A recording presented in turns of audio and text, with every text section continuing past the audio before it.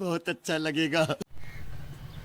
ਇਹ ਸੀ ਸਾਡਾ ਇਜਾਜ਼ ਮਲੰਗ ਸਾਹਿਬ अच्छा ਸਾਡਾ YouTube ਚੈਨਲ जी हाँ। ਤੇ ਸਾਡੇ ਵੀਵਰਾਂ ਨੂੰ ਕੋਈ ਮੈਸੇਜ ਦਿਓ ਆਪਣੇ ਤਰਫੋਂ। को जरा सबर मैसेज ये है भी सारे नाल तावन करें, क्या बात सारी हेल्प करें, ਤੇ ਸਾਡਾ YouTube ਚੈਨਲ ਸਬਸਕ੍ਰਾਈਬ ਕਰਨ सारा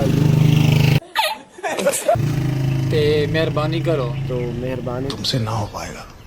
1 मिलियन सब्सक्राइबर सारा जल्दी जल्दी कंप्लीट कर दो। हमारा 1 मिलियन चैनल ठीक है।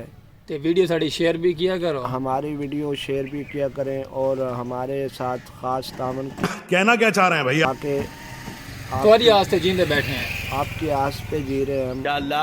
थोड़ा नाम क्या है?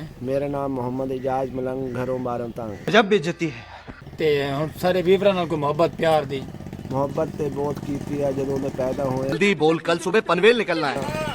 ਬਿਮਾਰੀਆਂ ਨੇ ਘੇਰ ਲਿਆ ਤੇ ਉਹਨੂੰ ਅੱਗੋਂ ते हुण कोई मोहब्बत कर छोड़ो ते तो साडे वीवरां को सलीम भाई को सब्सक्राइब मारो।